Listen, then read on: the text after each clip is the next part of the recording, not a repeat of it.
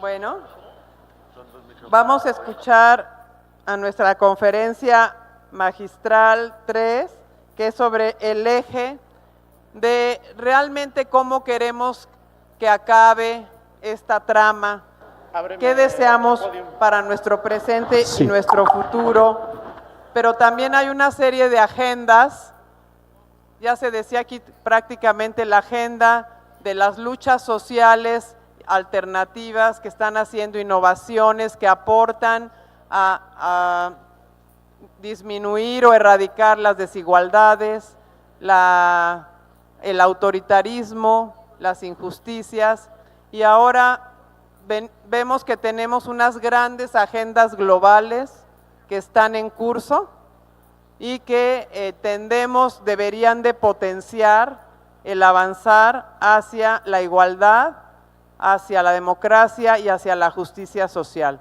Este panel trataría de esto, cómo están dialogando estas agendas y luchas sociales con las agendas de los gobiernos locales y también con estas agendas globales, en especial la Agenda 2030 de los Objetivos del Desarrollo Sostenible y la nueva Agenda Urbana.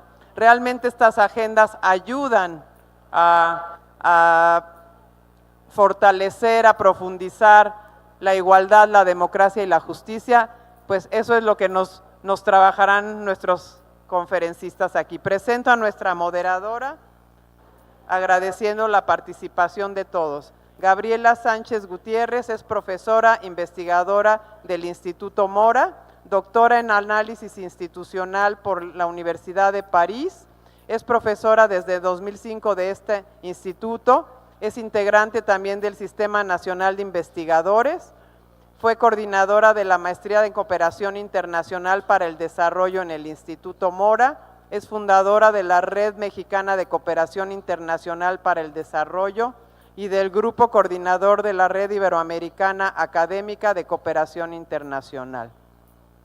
Ha trabajado muchísimo en el fortalecimiento institucional de organizaciones de la sociedad civil y de agencias de cooperación internacional. Gracias, Gaby, por ayudarnos a moderar esta mesa.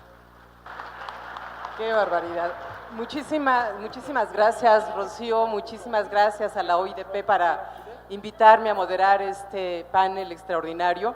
Yo me siento un poco apenada porque justamente conversando con nuestros panelistas decíamos que los currículums de estas personalidades están en la red y que tenemos el tiempo tan encima que yo les voy a recomendar mucho que ahí los consulten.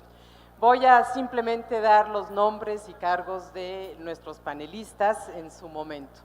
El tema, en efecto, tiene que ver con esta vinculación entre las agendas globales y las agendas sociales municipales. ¿Qué tan compatibles son? ¿Cómo se están dialogando? ¿Sí o no? Y creo que de eso se va a tratar nuestro panel. Sin más, yo quisiera presentarles a nuestro conferencista que va a dar la nota inicial del tema, Giovanni Allegretti, arquitecto, urbanista, planificador e investigador senior en el Centro de Estudios Sociales de la Universidad de Coimbra en Portugal. Giovanni, bienvenido y adelante.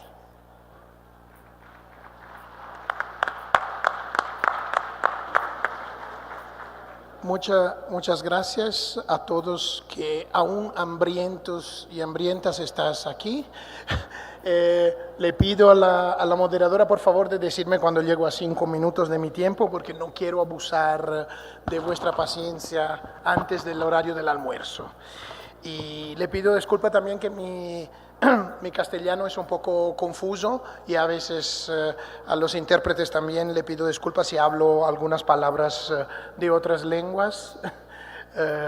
Voy mezclándola. Bueno, yo la primera cosa que quería decir, si esto funciona, es que voy a intentar utilizar algunas referencias que vienen de dos grandes redes que nos ayudan a acumular sabiduría e intercambio sobre co-construcción de ciudades, que son la red de Participedia, que es una red más académica, pero es un wiki que está en la internet que cuenta historias de participación, y la otra es la OIDP con sus premios también.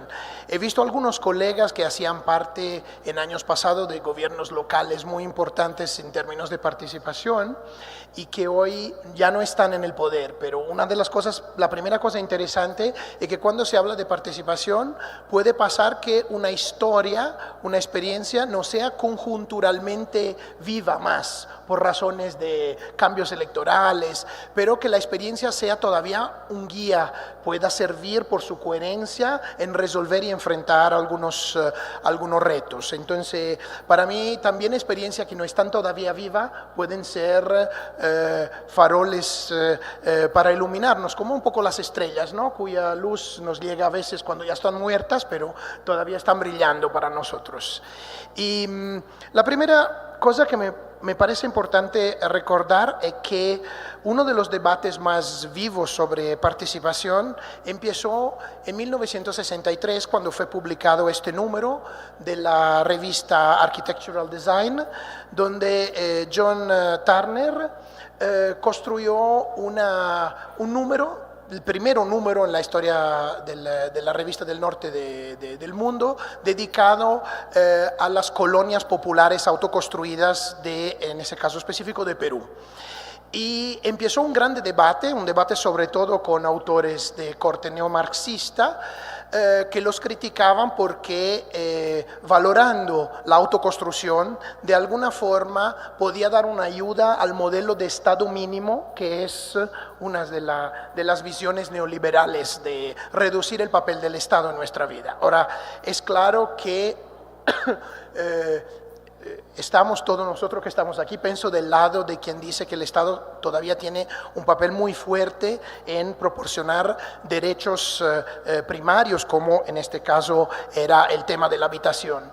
Pero también una cosa que no entró mucho en el debate y que hoy tenemos que considerar es el hecho que hay una reducción, a pesar de un aumento de responsabilidad, por ejemplo, de los poderes locales sobre muchas cuestiones que hablan de nuestra calidad de vida, hay una reducción de los espacios de recursos que estos poderes tienen.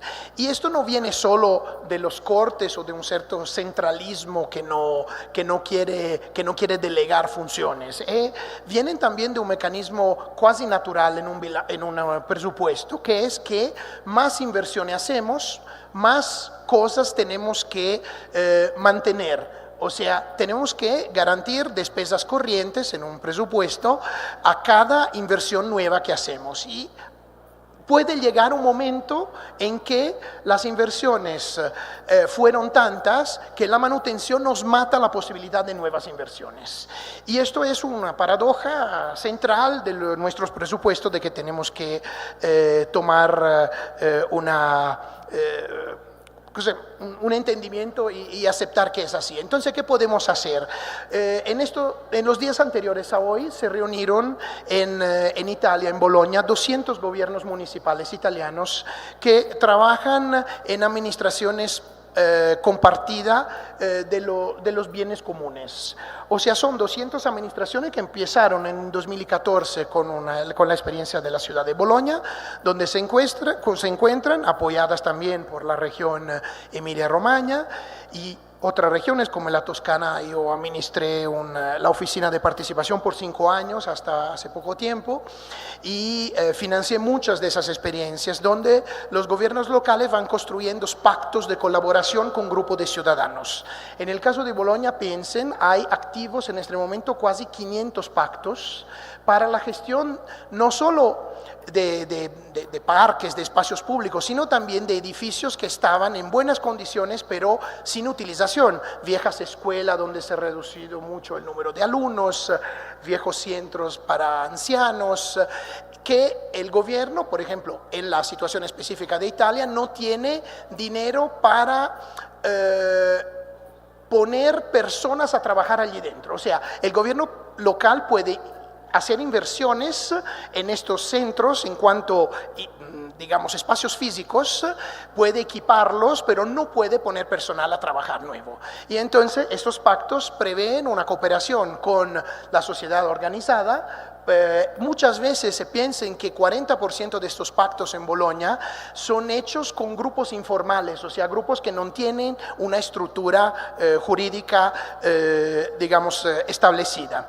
Y a pesar de esto, desde 2014 esos 500 pactos están todos en acción. Quiere decir que no se ha revocado ninguno, porque ello ha funcionado, porque la gente está trabajando sus cosas de su barrio, las cosas que le interesan, y esta colaboración con el municipio es importante por varias razones, pero también con una que dialoga con lo que yo decía antes. O sea, estos pactos reducen los costes de la manutención de servicios y equipamientos públicos y permite liberar nuevos recursos a ser utilizados para nuevas inversiones, por ejemplo. Entonces, es un elemento interesante.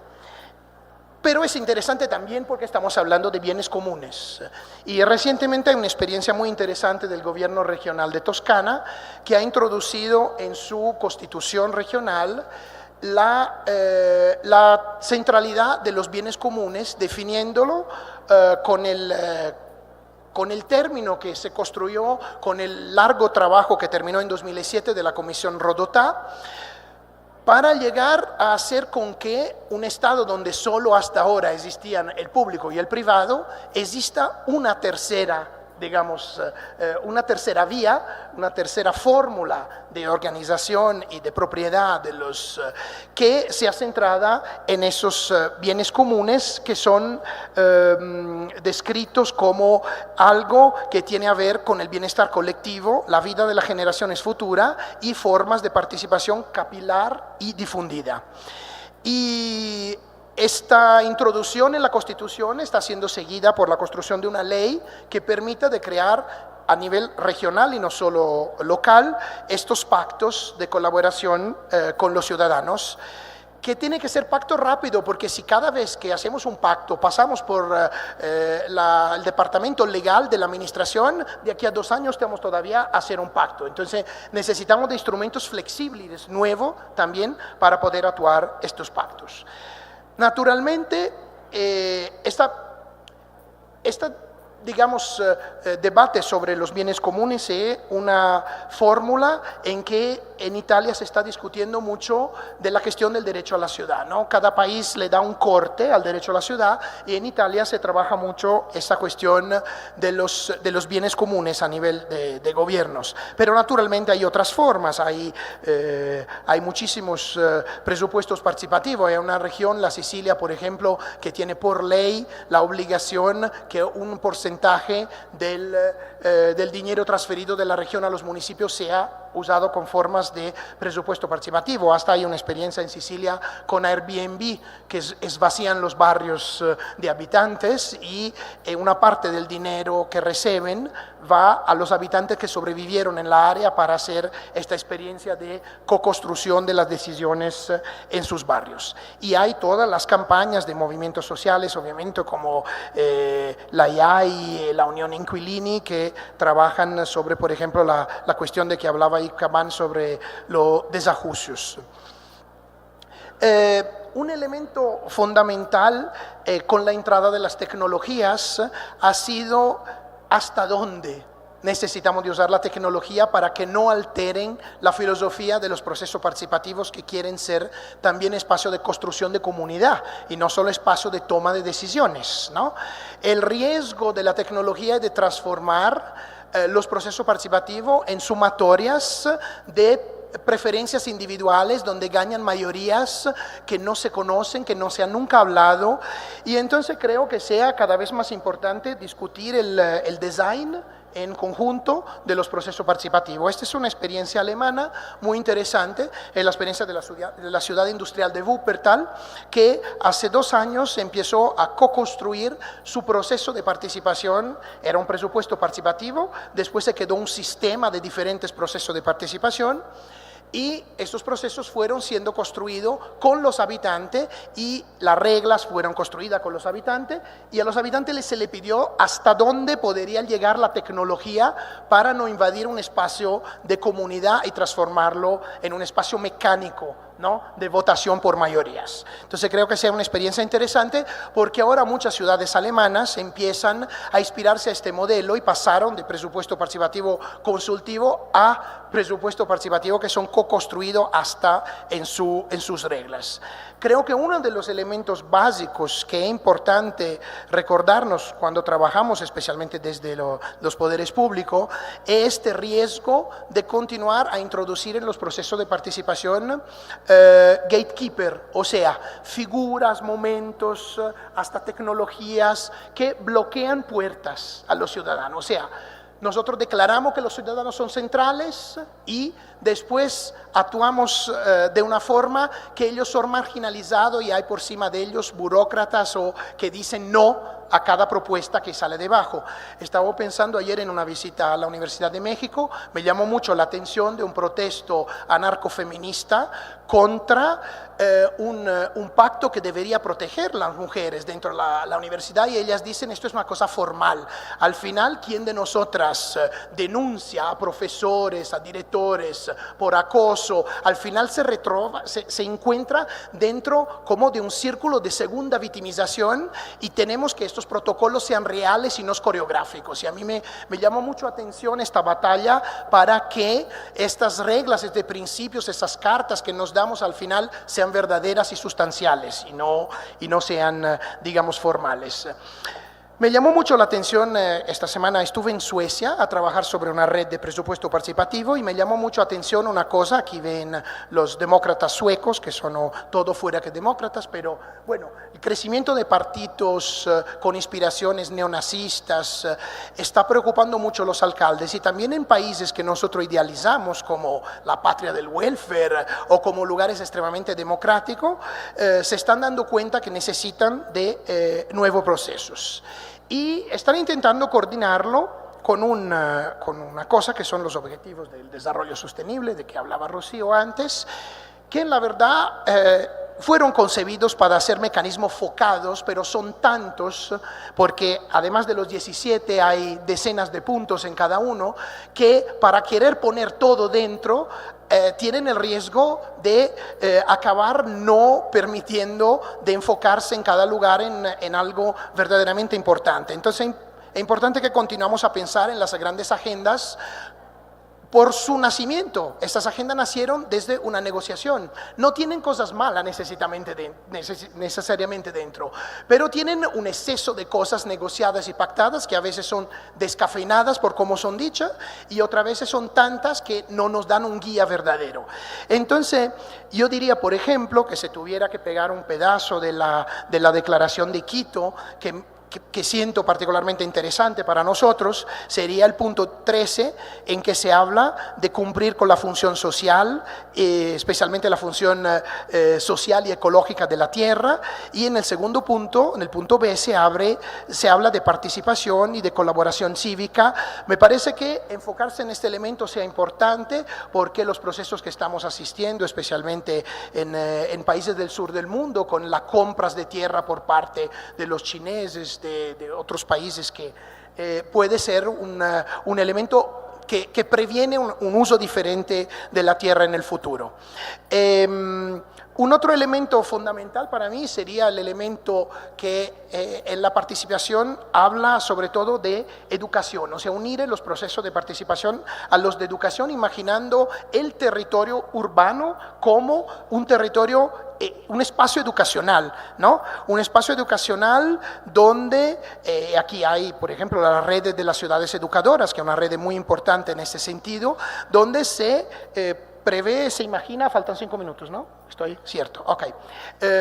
También valorizar la idea del encuentro cara a cara, porque como nos enseña, infelizmente no hemos tenido la posibilidad de escuchar Saskia Sassen, pero en su primer libro sobre las ciudades globales, una de las cosas claras que venía fuera de su trabajo era que las grandes fusiones, por ejemplo, siempre se hacen personalmente, mirándose a los ojos. Las cosas importantes, la construcción de partnership, el diálogo sobre cosas importantes, todavía necesita que nos encontremos. No podemos hacerlo a través de la tecnología. Hay muchas cosas que podemos hacer con la tecnología, pero es importante continuar a mirarnos cara a cara. Es de por eso que en la arquitectura de los procesos participativos hay elementos que son más fundamentales de otro que tienen que ser garantizados. Por ejemplo, instrumentos como las caravanas para ir y visitar los lugares pueden ayudarnos a evitar de vivir con mapas afectivos. O sea, cada uno de nosotros conoce un pedazo de su territorio,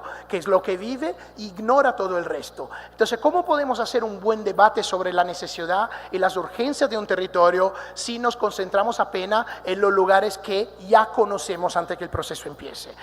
Y el mismo, otra cosa muy importante es la cuestión de los criterios de votación. Ya es claro que dar la posibilidad a una persona de votar una vez, ¿no?, con un voto en un proceso participativo, tiende a concentrar todos nosotros en votos de lobby, ¿no? Cada uno vota por su cosa, ¿no? En cuanto es súper importante que nosotros nos abrimos para poder pensar y escuchar los otros y querer dialogar con otras propuestas, porque al final uno de los objetivos de nuestros procesos participativos no puede no ser hoy lo de mirar a las cuestiones de igualdad y de justicia, sabiendo que todas ellas tienen costes, ¿no? Y que entonces que tenemos que tomar decisiones prioritarias considerando también la dimensión. Se miran a la tercera de estas imágenes, ella cuesta el doble de la segunda. Entonces, cuando dialogamos sobre esos procesos, estamos también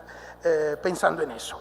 Y me voy terminando diciendo tres cosas. La primera es que educar nunca puede ser un acto de arriba para abajo, aunque los poderes públicos quieran decir algo especial dentro de los procesos. Por ejemplo, esta es una imagen del caso de Lisbona, donde el presupuesto participativo el próximo año será sobre todo verde, ligado a la idea de Lisboa ciudad verde. Entonces tendrá reglas específicas para poder aprobar sus propuestas, pero también estaba mirando algunos, 3 minutos, sí, estaba mirando algunas historias del proyecto de mejora barrial de México, algunas tensiones que han tenido cuando los pilares entraron en algunos barrios que estaban ya organizados, ¿no?, y que se encontraron con esta voluntad pública como si fuera una forma de violencia a veces, ¿no?, aunque el programa fuera bueno para el barrio. Entonces es muy importante dialogar siempre con la capacidad de autoorganización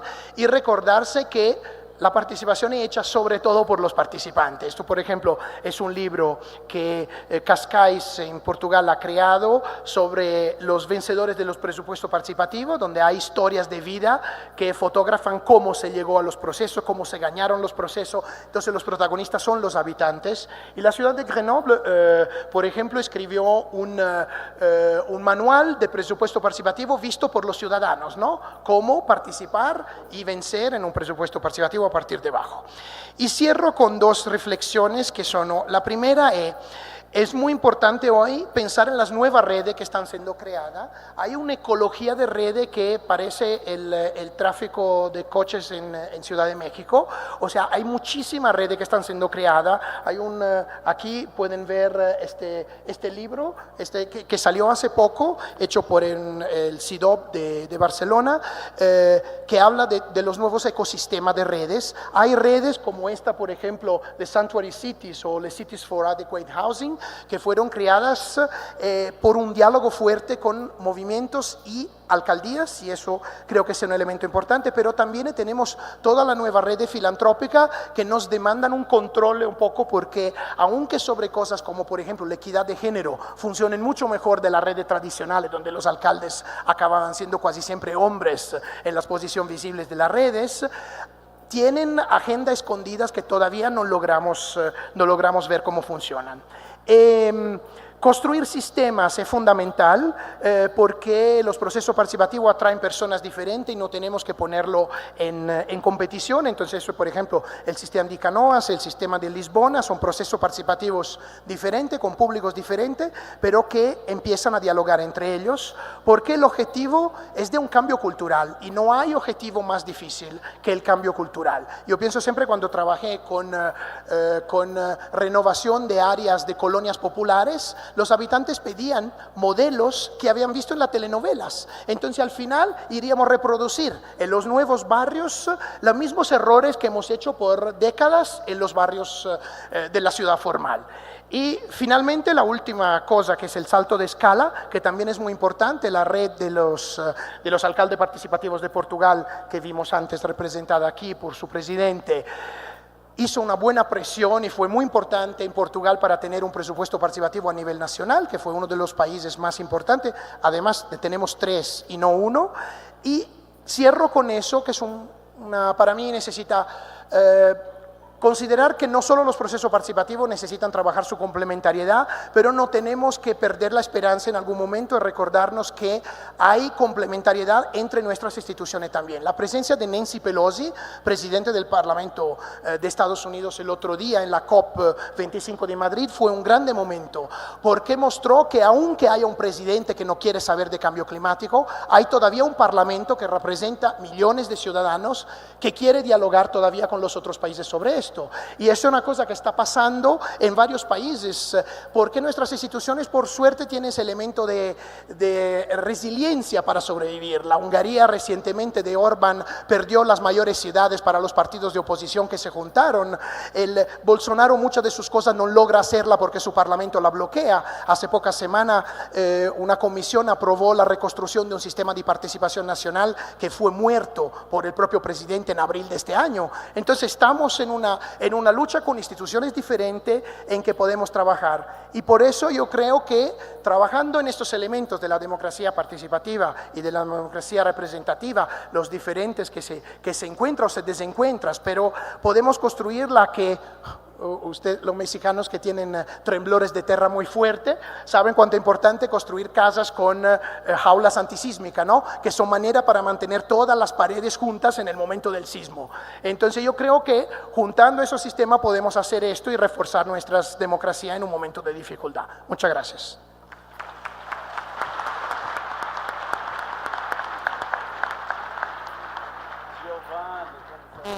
Muchas gracias, Giovanni. Realmente pedirles a nuestros panelistas tanta estrechez de tiempo para tantas ideas tan sapientes, me parece de verdad un gran reto. Muchísimas gracias, Giovanni, nos has dejado sobre la mesa temas muy importantes y yo, sin más, quisiera pasar a presentar a nuestros panelistas y pedirles a ellos que en una dinámica de comentarios sobre la ponencia que Giovanni nos ha hecho y algunas preguntas quizá también interesantes en torno a cómo es esto de la relación entre esto local y esto global y todas estas experiencias concretas, la importancia de las redes, de la confianza, etcétera, como elementos clave para lograr verdaderamente ciudades incluyentes y participativas. Quiero presentarles a ustedes con muchísimo gusto, me voy a poner los lentes porque hago como que veo pero no. Primeramente les presento a Calixto Moisés Cosa. Él es alcalde del Ayuntamiento de Matola y presidente de la Asociación Nacional de Municipios de Mozambique. Es licenciado en Ciencias Sociales por la Universidad Pedagógica y de Derecho de la Universidad Eduardo Mondlane. Hay mucho que decir sobre Calixto, pero yo quisiera más bien aprovechar el tiempo en la presentación de cada uno de ellos. Nuestro siguiente panelista es Pablo Llanes Rizo. Pablo es coordinador de investigaciones de la CEPAL. Él fue y tiene una experiencia muy larga en el gobierno de la Ciudad de México y fue, entre tantas responsabilidades que ha tenido, fundador y director general del Consejo de Evaluación del Desarrollo Social de la Ciudad de México. Posteriormente nos va a compartir sus comentarios Pascal Clouer, que es alcalde adjunto de Grenoble, en Francia. Pascal es alcalde adjunto, delegado para la democracia local, la economía local y Europa, y también es consejero metropolitano y miembro de la Comisión Nacional del Debate Público. Mucho que decir de cada uno de ellos y yo los invito a consultar la página para profundizar en sus currículums. Damos la palabra entonces a Calixto por 5 o 6 minutitos, por donde usted se sienta a gusto y continuamos. Muito obrigado.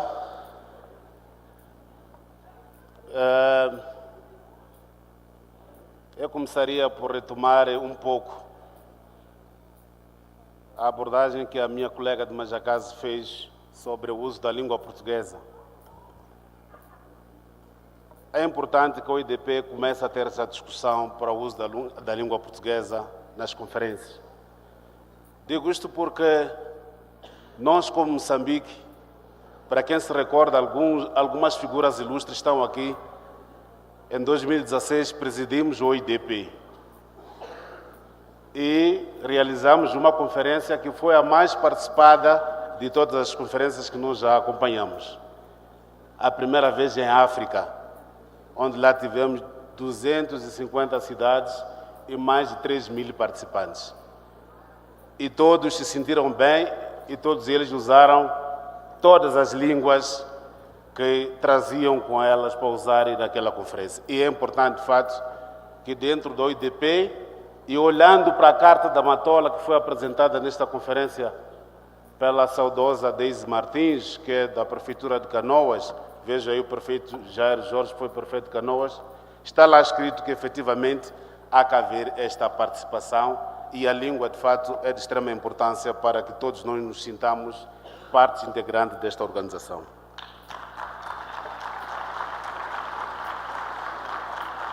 Um outro aspecto de extrema importância, quando me foi convidado a comentar sobre os governos locais na criação das redes de participação, é que, efetivamente, os governos locais existem para que os governantes estejam mais perto dos governados. O que tem acontecido, e eu vi aqui dos painelistas anteriores, é que durante o processo da busca de voto, os políticos estão muito próximos dos governados. É como um homem quando quer namorar uma senhora para se casar. Promete até o impossível. Mas quando consegue o objetivo, depois vai se afastando. E no caso do casamento, quando prometeu que até as galinhas podem ter chinelos, quando a mulher pergunta, depois do casamento, onde é que está a galinha que tem chinelos? Isso vamos ver depois. Isso tem acontecido com muitos políticos. E os governos locais existem exatamente para criar condições para que tenhamos esta rede de participação. Isto é, fazer com que aquilo que nós queremos que aconteça nas nossas cidades esteja, de fato, ligado às preocupações dos governados. E nós, como Moçambique, eu vou dar um exemplo deste papel dos governos locais e versus criação das redes de democracia participativa. Muito foi dito, Giovanni disse muito bem, e os outros painéis. Nós já temos em Moçambique a rede da democracia, a rede nacional da democracia participativa, que é resultado dessa descentralização que já existe no nosso país. Esta rede agora é presidida pelo município de Maputo. Há uma ligação entre esta componente do papel dos governos locais na criação das redes de democracia participativa versus objetivos de desenvolvimento sustentável. Nós, como governos locais, nós, como municípios locais, não é possível fazermos a planificação das nossas ações de governação sem olharmos para os objetivos de desenvolvimento sustentável. O que nós planificamos, dizemos muito bem que queremos trazer o bem-estar, queremos combater a pobreza, queremos fazer que a juventude olhe para o futuro com esperança. Mas muitas das vezes, se olhamos para os nossos planos, não está lá escrito nos nossos manifestos que efetivamente isso vai acontecer. E os Objetivos de Desenvolvimento Sustentável nos ajudam bastante para que efetivamente tenhamos nos nossos planos esta componente. Nós não podemos querer ordenar um território sem de fato olhar objetivamente o que a população que lá vive pretende. Falou-se aqui de que há muitas pessoas que abandonam as suas cidades. Certamente que vão abandonar, porque um governante que não traz a felicidade para os seus governados, certamente que não terá quem governar.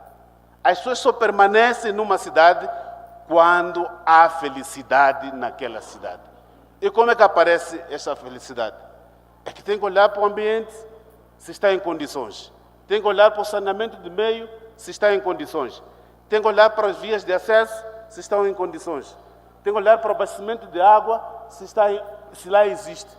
É isto que traz, digamos, o bem-estar, e isso vai fazer com que as pessoas não saiam dos seus territórios. Se saem e olham para os outros territórios que têm isso, há aquele pensamento de que aqui não tenho, mas lá posso ter. Pelo que há uma ligação, os governos locais não podem e não poderão trabalhar sem olhar efetivamente para aquilo que se pretende com os Objetivos de Desenvolvimento Sustentável.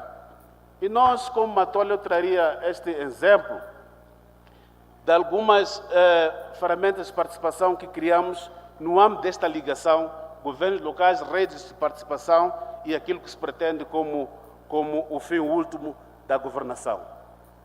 Criamos e fomos buscar experiências no Brasil de participação. Falou aqui o Giovanni sobre isso. Temos presidência municipal sem paredes, que é município, o seu presidente vai para um bairro, abre o gabinete e vai dialogando com os munícipes sobre os seus problemas. Temos presidência na terminal. Hoje em dia, um dos grandes problemas que nós temos nas grandes cidades é o transporte público urbano. Há que discutir, há que saber primeiro como é que as pessoas estão a ser transportadas. Quais são os problemas que as pessoas têm para que efetivamente possam sair de casa e chegar aos locais de trabalho. Temos a componente do orçamento participativo. Nós não podemos prometer o impossível às populações. As populações sabem o que efetivamente querem ali onde vivem. Se nós não planificarmos com as populações que vivem numa determinada área, vamos prometer rios aonde, ou vamos prometer pontes aonde nem passa nenhum rio. É preciso que toda uma planificação que nós formos a fazer como governos locais esteja de fato ligado àquilo que é a necessidade da população. Conforme eu disse, a maior parte daquilo que eu pretendia aqui dizer foi avançado pelo Giovanni e os outros panelistas, mas gostaria de dizer que se nós existimos é que estamos para trazer o bem-estar das nossas populações. Muito obrigado.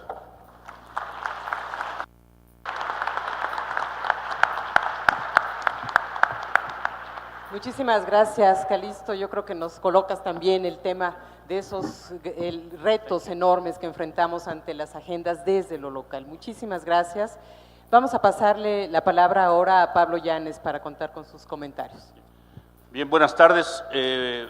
Muchas gracias a la OIDP y a la Alcaldía de Iztapalapa por esta invitación. Una felicitación además por abrir el espacio de reflexión estratégica, innovadora, a fondo, para repensar las ciudades, que significa también repensar la sociedad.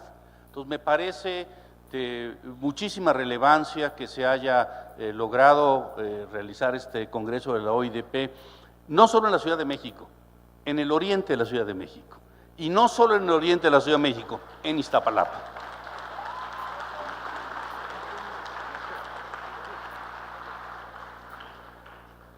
Es momento para que también la Ciudad de México reconozca a la zona oriente de la ciudad como un espacio de innovación, de creatividad, de creación, de empuje social.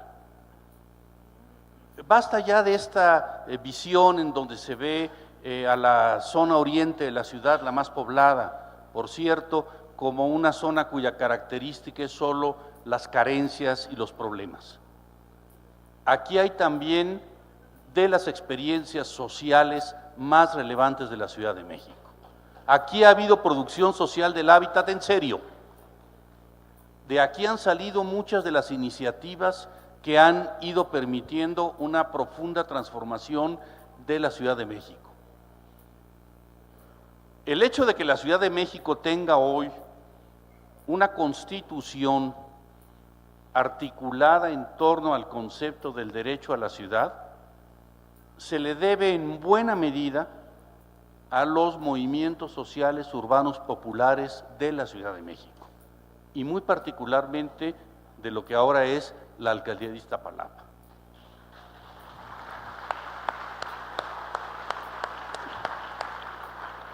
El hecho de que la recién aprobada Constitución de la Ciudad de México se haya articulado en torno a una agenda previa y sistemática que fue la Carta de la Ciudad de México por el derecho a la ciudad, no es una casualidad. Y varios de los promotores de esa carta, que ahora es Carta Magna, están aquí y creo que merecen un aplauso.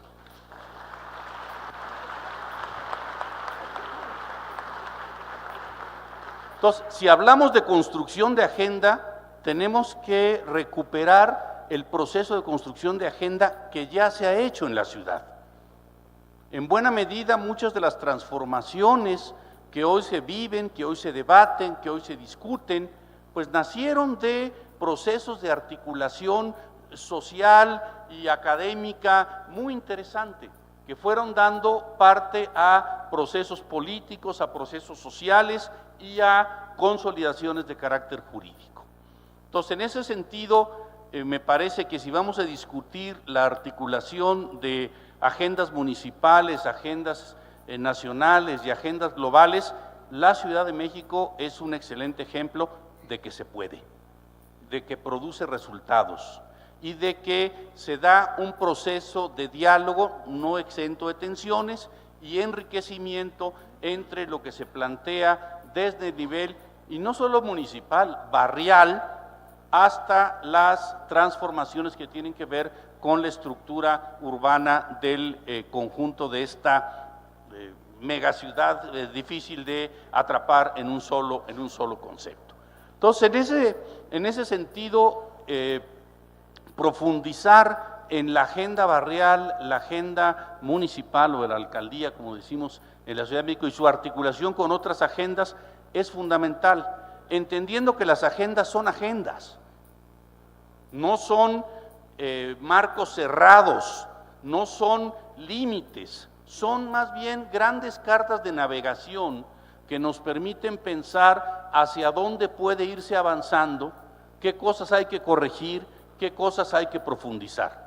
Pero a mí me queda poca duda de que sí estamos en un proceso de profundización de las agendas. Déjenme ponerles un ejemplo. Si hacemos una comparación entre el contenido de la agenda de los ODM y la agenda de los ODS, vamos a encontrar un cambio sustantivo. Los ODS no son los ODM 2.0, fueron una nueva agenda prácticamente, con una cantidad nueva de temas y dimensiones que en la anterior agenda no estaban presentes, que incluyó asuntos cruciales como la desigualdad, las ciudades y muchos otros. ¿Esto por qué fue producto? Fue producto de varias circunstancias. Uno, la creciente conciencia mundial de la magnitud de la crisis que se está enfrentando y que solo objetivos destinados a atender carencias muy graves eran objetivos muy pequeños frente a la dimensión de lo que se estaba enfrentando. Otro elemento central es asumir que la crisis es global y que la posibilidad de un nuevo estilo de desarrollo o es global o va a ser muy difícil de implementar. ¿Esto qué significó? Significó que en la Agenda 2030 no había países sin obligaciones. La agenda de los ODM era una agenda más bien prescriptiva de los muy ricos a los muy pobres. La Agenda 2030 es una agenda mucho más abarcadora que implica responsabilidades diferenciadas pero comunes para todos los países. Y un tercer elemento que explica la diferencia entre estas agendas es la dimensión de la participación. La agenda de los Objetivos del Desarrollo del Milenio fue una agenda que tuvo un nivel de participación muy modesto fuera del sistema de Naciones Unidas. La Agenda 2030, siempre habrá quien queda descontento, ya saben cómo es lo de la participación, pero la Agenda 2030 tuvo una dimensión de participación, debate, grupos abiertos, mucho más intensa que se expresó en este proceso de enriquecimiento. Entonces, crear canales de participación efectiva, sustantiva, es central para enriquecer las agendas y es casi un tema de conocimiento. Solo con la participación de muchas voces, me pareció muy importante, no solo con la agregación de preferencias individuales, se puede construir esto. Entonces, en ese sentido, se requiere participación sustantiva y que la participación no sea solo voz y foto, que sea capacidad efectiva de decisión. Gracias. Muchísimas gracias, Pablo. Creo que nos dejas un mensaje también muy esperanzador. Sí se puede, tenemos hojas de ruta a nivel global que pueden irse aterrizando a lo local. Vamos a pedirle a Pascal su comentario final de este diálogo. Adelante, Pascal. Je vais parler en français. I'm doing my speech in French because my Spanish is poor and I am a French. And I remember a long time ago, the official international language was the French, parce que le français permettait certaines subtilités dans l'expression. J'ai réfléchi à la question du lien entre l'agenda 2030 qui n'est pas fini. Le contenu de l'agenda de 2030 n'est pas encore définitivement fixé. Et nos questions au niveau local. Il me semble qu'il faut répondre à cette question en tenant compte de nos différences culturelles, de nos différences politiques, de nos différences historiques au niveau international et de nos différences en droit. Dans chacun des pays, il y a un droit différent. Et cette question-là est directement liée à l'agenda 2030, puisque l'agenda 2030 prend un certain nombre de mesures, et ces mesures doivent être déclinées en termes de droit dans chacun des pays. Je vais répondre donc à la question sur uniquement la partie de la démocratie participative. À partir de l'expérience de la ville de Grenoble.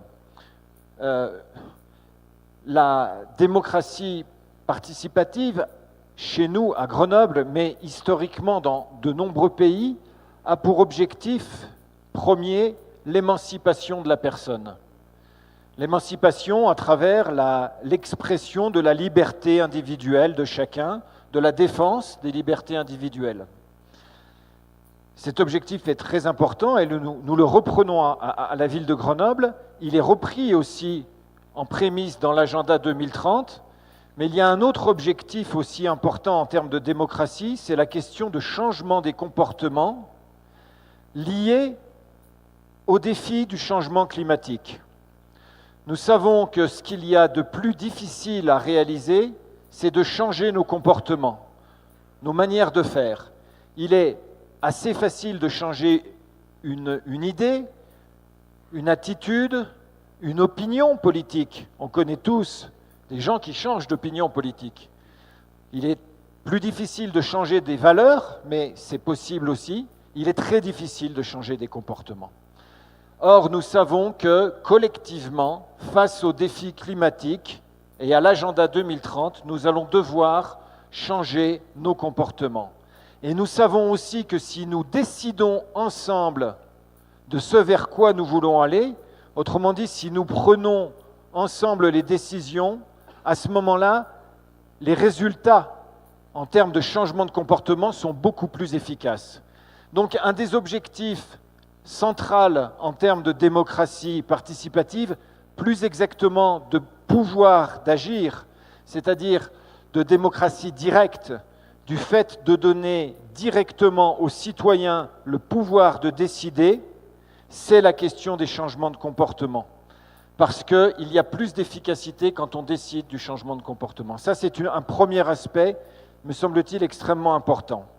Et derrière le changement de comportement, il y a, derrière la question du changement de comportement, il y a le pouvoir qu'on va donner aux citoyens. Or, le pouvoir qu'on donne aux citoyens au niveau local dépend des lois qui sont possibles dans chacun des pays. Par exemple, en France, nous n'avons pas la possibilité de faire un référendum d'initiative citoyenne. D'autres pays le permettent.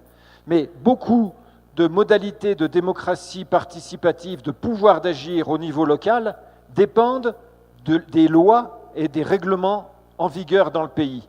Autrement dit, donner du pouvoir d'agir au niveau local relève de la possibilité de modifier le droit au niveau national en relation avec ce qui va être prévu dans l'agenda 2030. Et donc, la nécessité de réclamer, dans cet agenda 2030, un droit à l'expérimentation démocratique au niveau du pouvoir d'agir local. Ça, c'est la première chose. Deuxième chose, c'est contenu en germe dans l'agenda 2030, c'est la question du dialogue entre l'humain et le non-humain. Ici, nous sommes une assemblée, l'organisation, l'Observatoire international de la démocratie participative, qui sommes des humains de différents pays, avec différentes cultures, avec différentes histoires, avec chacun des droits, avec chacun des pratiques. Mais il y a un acteur central en 2030, c'est la nature. Et la façon dont nous allons échanger avec la nature.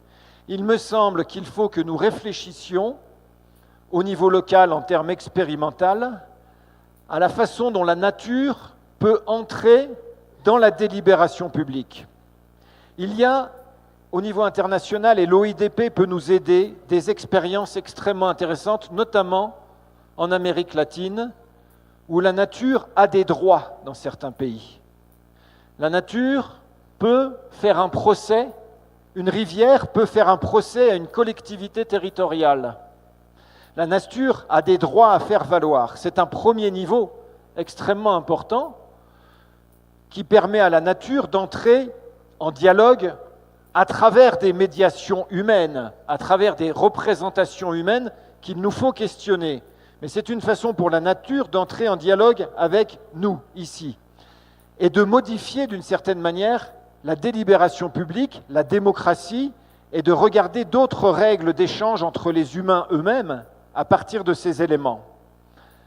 Sur la base de ces droits-là, il y a aussi, sans doute de manière préventive, et c'est une discussion à avoir à l'agenda 2030, regarder comment la nature, à travers des médiations humaines, peut participer à la délibération publique, peut participer à la décision publique. N'oublions pas que notre objectif majeur, c'est la lutte contre le réchauffement climatique. Et donc, les éléments de la nature doivent absolument être pris en compte en propre. C'est une question principale. Je termine avec cette réflexion-là de se dire, au fond, les questions qui nous sont posées à travers l'agenda 2030, ce sont les questions de la délibération publique et de la façon dont, au niveau international, et dans chacun de nos pays, et dans chacune de nos villes, nous allons échanger, discuter, dialoguer, entrer en résonance les uns avec les autres, et entrer en résonance aussi avec des éléments de la nature. C'est l'enjeu central, me semble-t-il. Merci.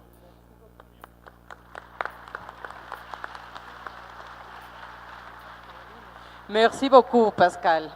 Nos introduce, Pascal, a otro elemento más que me parece esencial en términos de este vínculo entre la naturaleza y las personas. Yo creo que la Agenda 2030 es de tal magnitud, de tal amplitud, que como ven en este panel se han ido introduciendo muchos temas que espero yo puedan ser profundizados en las mesas de la tarde. Vamos a concluir nuestra conferencia con unas palabras de Giovanni nuevamente, un poco de cierre, de cuáles serían, Giovanni, las grandes conclusiones que tú sacarías de los comentarios que te han sido expuestos. Primero, agradezco mucho a los colegas porque me ayudaron con ideas muy claras. A veces menos tiempo tienes, a veces más es capaz de decir cosas importantes. Quería agradecer el agua también. Creo que fuimos los primeros con derecho al agua aquí en ese panel. Quería solo concluir diciendo que me parece que realmente la Agenda 2030 es mucho más participativa. En la construcción lo fue y lo es en su dimensión de corresponsabilización entre diferentes actores, incluyendo la necesidad de una inclusión mayor de los ciudadanos. Y también porque es claro que no podría ser diferente. Lo que decía Pascal sobre la necesidad de modificar estilos de vida para poder tener una sustentabilidad de lo que estamos haciendo, quiere decir que la participación es absolutamente indispensable para esto, ¿no? Pero todavía me parece que se vea que necesita luchar dentro de los procesos participativos para que no se reduzcan a una participación de quien existe. Necesita todavía tener una atención fuerte a quien todavía no tiene voz, y la naturaleza y las nuevas generaciones, como decías tú, son elementos fundamentales que no tienen su propia voz y necesita constantemente continuar a hacer lo que se llama advocacy, ¿no? Alguien tiene que en el juego ponerse del lado de esas dimensiones y defender esos actores, ¿no? Y creo que sea la cosa más importante que nos une aquí.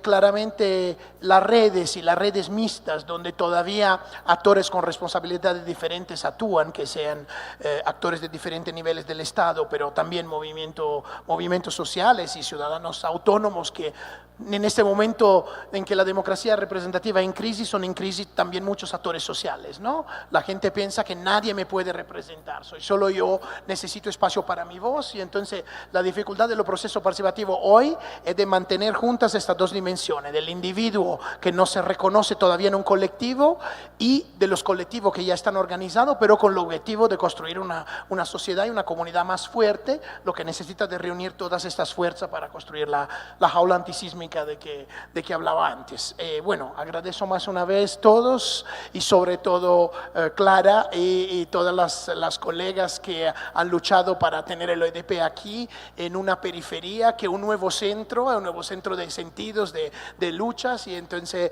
estoy muy contento y os deseo buen apetito a todos y a todas. Sí, porque ya hace hambre. Muchas gracias a Pablo, Pascal, Calixto, Giovanni, muchísimas gracias.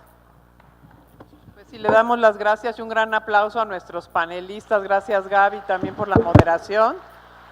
Queremos informarles que ahorita, antes de ahorita van a aprovechar la foto, pero para que no se nos vayan así, los miembros del OIDP, sabemos, están los autobuses aquí afuera para ir a la comida, entonces sí, ya también tenemos derecho a comer, como dicen. Entonces ha sido una jornada larga, agradecemos la presencia de todos, y por favor, pues igual un regalo, un obsequio de corazón desde la Alcaldía de Iztapalapa para todos ustedes. Por favor, Clara, ¿puedes pasar acá para tomar una foto con nuestros panelistas, por favor?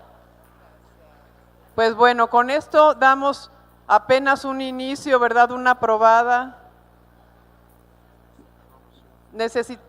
Una probada de lo que es nuestra conferencia, y vamos a iniciar ya con las mesas a partir de las 4 de la tarde. También les pedimos que regresen por favor sus audífonos en las mesas. Habrá en cada uno de los espacios que vamos a tener nuestras conferencias, habrá audífonos también. necesitan regresarlos aquí, por favor, y recibirán también sus credenciales a cambio. Entonces, los esperamos a las 4 de la tarde en el espacio de su preferencia para continuar dialogando y reflexionando los temas que nos interesan. Muchísimas gracias y nos vemos más tarde.